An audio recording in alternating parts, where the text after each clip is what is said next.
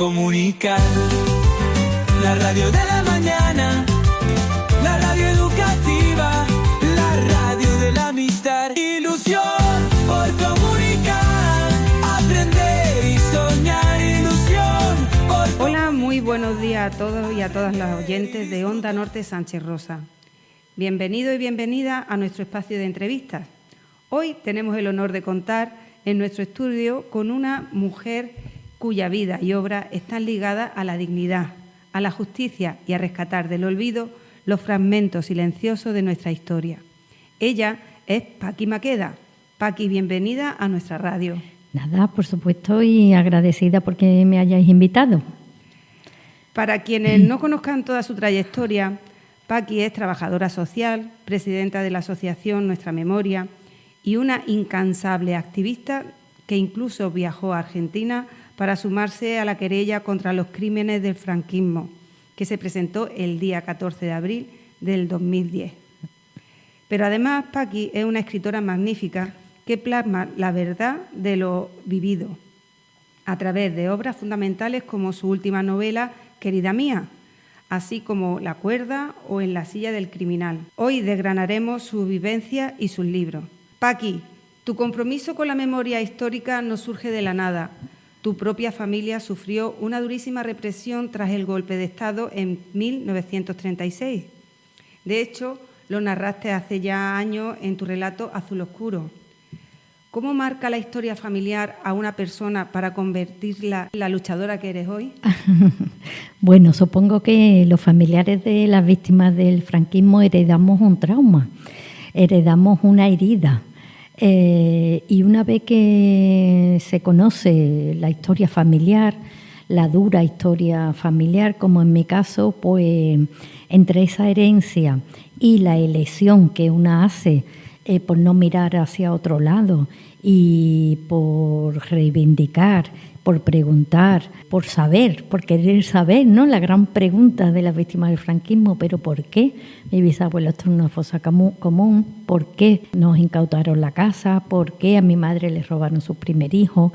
Todas esas preguntas que una se hace llevan al activismo social, ¿no? Entonces es una mezcla entre el dolor, el trauma, la herida que se hereda y la decisión de activarte y de formar parte de las filas del movimiento de memoria histórica, ¿no? Eso ha sido en mi caso una opción de militancia personal junto con, por supuesto, el trauma y la herida heredada, ¿no? Que está ahí, ¿no? Todavía. Marca mucho. Sí, marca.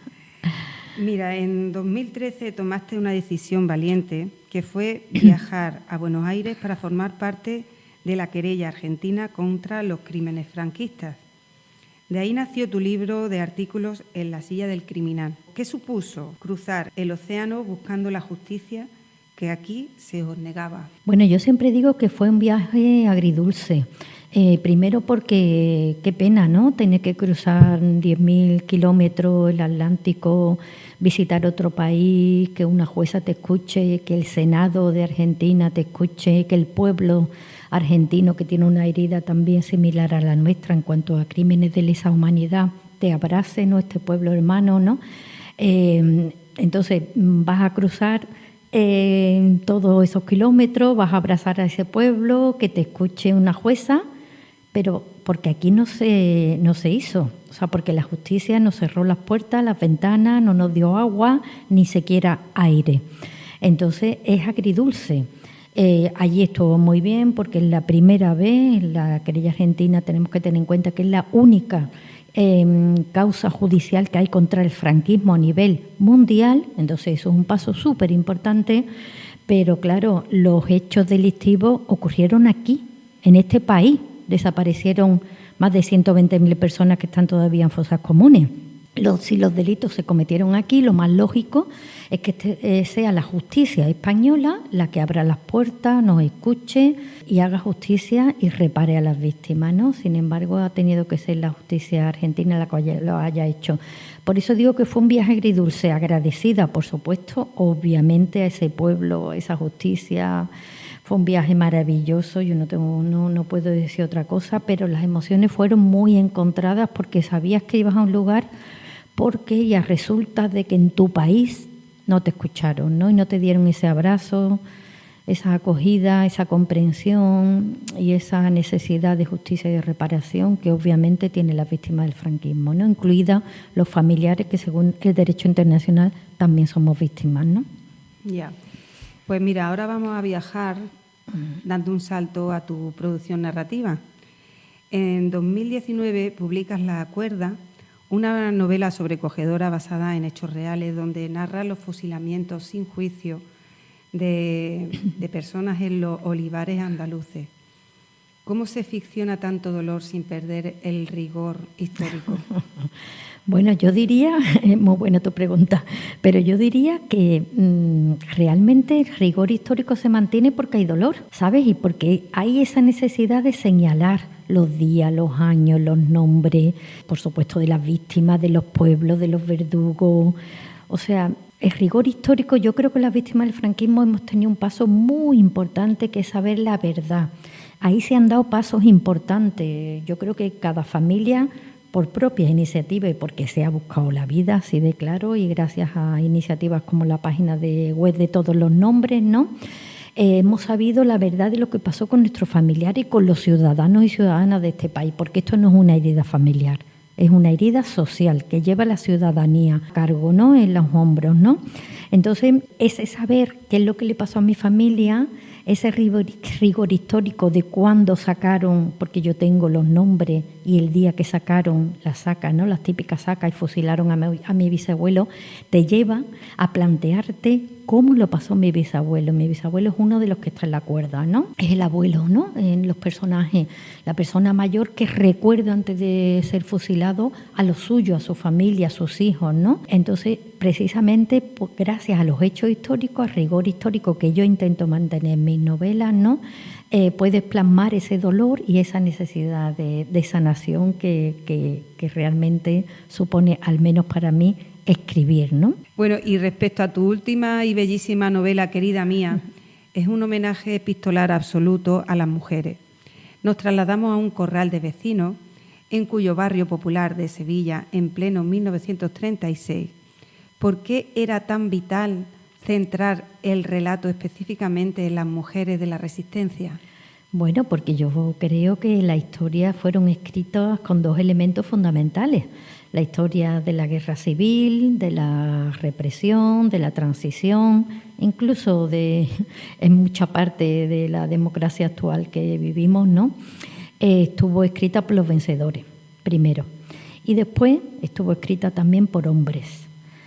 Obviamente la historia de las mujeres vencidas, que no derrotadas, y mujeres no se iba a contar. Es necesario contarlas y es necesario que las rescatemos las mujeres. No es por nada, no porque sea mejor ni peor la escritura, ni la historia se pueda entender mejor, ni podamos estar más sensibilizadas, ¿no? Simplemente por la necesidad y por la justicia social de que la historia de las mujeres se visibilice, se le dé voz a aquellas que han sido calladas y orilladas. Yo creo que la historia grande de este país se ha construido con las historias pequeñas de estas mujeres supervivientes, sobreviviente, resistente, como bien dices tú, ¿no?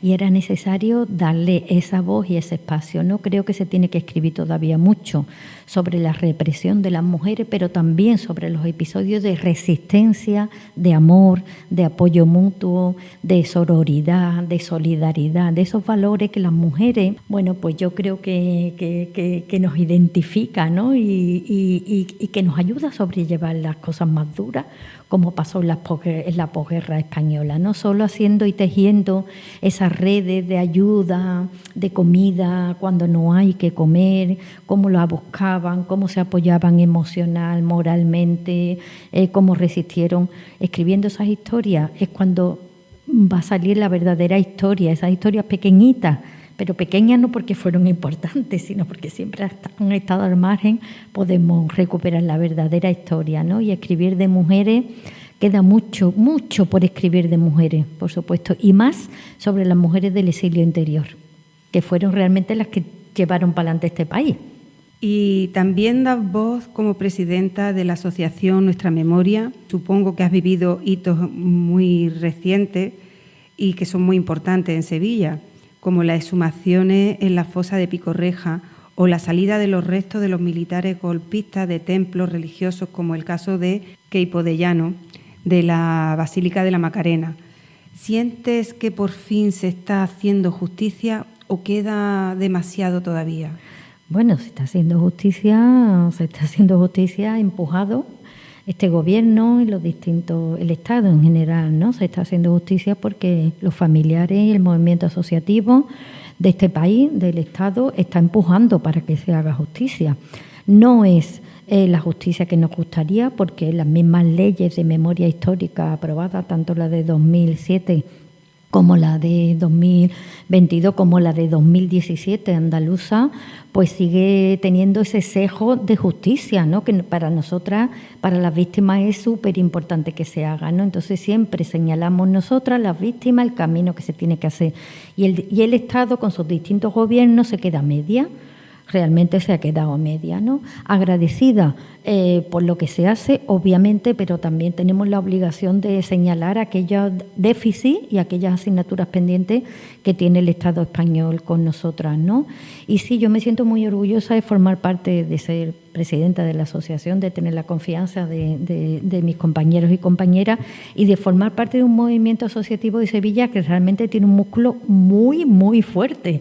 De hecho, hay dos cosas súper importantes, que es la exhumación de Picorreja, ¿no? Que hemos sacado a 1.786 hombres y mujeres asesinados por el fascismo, y la exhumación efectivamente de Queipo de Llano, y no se nos olvide del auditor de guerra también, que estaba enterrado a los pies de la Macarena, que es Francisco Borges, ¿no? Estos dos hitos han sido fundamentales en el movimiento de memoria histórica y estamos a la espera de abrir la fosa de monumentos, donde aproximadamente puede haber 2.000 personas, ¿no? Pero sí, orgullosa mucho. Pues sí, porque además es importante porque de cara a las nuevas generaciones, ¿tú qué mensaje les dejas? A veces parece que la juventud se ve estas cosas como algo del pasado, lo ven muy pasado, pero para nosotras no es tan pasado. ¿Cómo podríamos retrotraerlo a ese pasado que no es tan pasado, a esta juventud que no lo siente como algo cercano? Mira, el otro día estuve en el IES Inmaculada Vieira con chicos y chicas de tercero y cuarto de ESO que leyeron mi novela, la han estudiado, en fin, tenía un montón de preguntas que hacerme y fue tan bonito. Yo creo que la educación es un arma fundamental, es un instrumento de lucha contra la impunidad, siempre lo hemos dicho, las víctimas, ¿no? Que hay que llevar la memoria histórica a las aulas. Hay que hacer pedagogía de la memoria histórica y hay que hacer los distintos gobiernos, tanto autonómicos como municipales, diputación y, por supuesto, el gobierno central, debe construir una sólida política de memoria pública de forma a que cuando llegue otro gobierno que sea más de derecha o de ultraderecha, como están llegando, ¿no?, los fascistas a nuestras instituciones, manchando las instituciones democráticas, en las que por cierto no creen, ¿no? Sin embargo están presentes para coger poder y también para sus asuntos económicos, ¿no? El Estado debe potenciar para que cuando lleguen ellos que no puedan derribar las políticas de memoria, los avances que este pueblo ha hecho en memoria histórica, las fosas la gente que hemos sacado de las fosas, los lugares de memoria que para nosotros son sagrados y nosotras son sagrados, ¿no? Porque son lugares donde poder hacer historia, llevar a chicos y chicas de instituto, enseñarles la verdadera historia que allí estuvo escrita con sangre, ¿no?, y con sufrimiento, ¿no? Eliminar la simbología fascista en nuestras calles, en nuestras plazas. Eso debe ser prioritario. Y es curioso que después de tantos años de democracia aún se siga contemplando determinado, por ejemplo, el azulejo que hay en la plaza de en la Giralda, ¿no?, en la Plaza Virgen de los Reyes, agradecido, que pone que una leyenda, ¿no?, del 18 de julio, agradecida la intervención de la Virgen de los Reyes, ¿no? O sea, eso es una alegoría al golpe de Estado, a los distintos golpes de Estado, a cuando construimos la historia con hechos violentos, con hechos que debemos estudiar. Obviamente no se pueden olvidar para no repetir, hay que estudiarlo, pero hay que vencerlos así, pasando páginas, leyéndolo, ¿no? Yo creo que el gran déficit de este país ha sido que la memoria nunca ha estado en las aulas y así no nos enteramos. Pues cuánta razón, Paqui. Terminamos aquí ya nuestra entrevista a Paqui, escritora, activista y sobre todo guardiana de nuestra dignidad colectiva. Muchísimas gracias por acompañarnos hoy en Onda Norte Sánchez Rosa.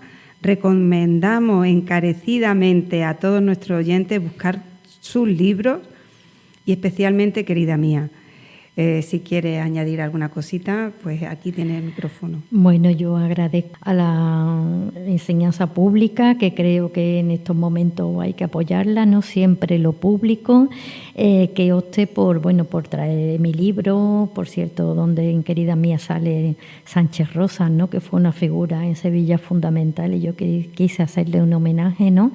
Y nada, agradeceros al profesorado, porque yo creo que ante la ausencia de políticas públicas potentes en las aulas, el profesorado, tú Isabel, todas las profesoras y profesoras que nos invitaron a participar en la presentación del libro y en esta entrevista, ¿no? Habéis tenido una opción clara por la memoria, ¿no? Y lo lógico sería que no dependiera de la voluntad del profesorado y profesora, sino que estuviera, como hemos dicho antes, instaurado en las aulas públicas, ¿no? Pero bueno, la defensa de la educación pública, por encima de todo, agradecida a la gente que nos pueda oír y nada más, decir que en estos momentos de zozobra, donde todos, yo creo, y todas estamos tocados, ¿no? Por el momento histórico que nos ha tocado vivir, solo hay una opción, ¿no? Que sigue siendo dar un paso adelante, ¿no? Y defender lo público, defender la memoria histórica, defender la sanidad, defender a Palestina, defender la paz en definitiva y los valores humanos que nos enseñaron también esa Segunda República que fue derrotada por el fascismo, ¿no? Pues con estas últimas palabras nos quedamos, unas palabras bastante humanas, y que nos hacen mirar hacia adelante sin perder de vista nuestro pasado y nuestro terrorífico pasado. Eso es. Muchísimas gracias, Paqui, por estar aquí con nosotros y bueno, cuando quieras, esta es tu casa y aquí vamos a estar contigo siempre, ¿vale? Vale, Muchísimas gracias. Se agradece, gracias a vosotras. Onda Norte Sánchez Rosa, la ilusión por comunicar, la radio de la mañana.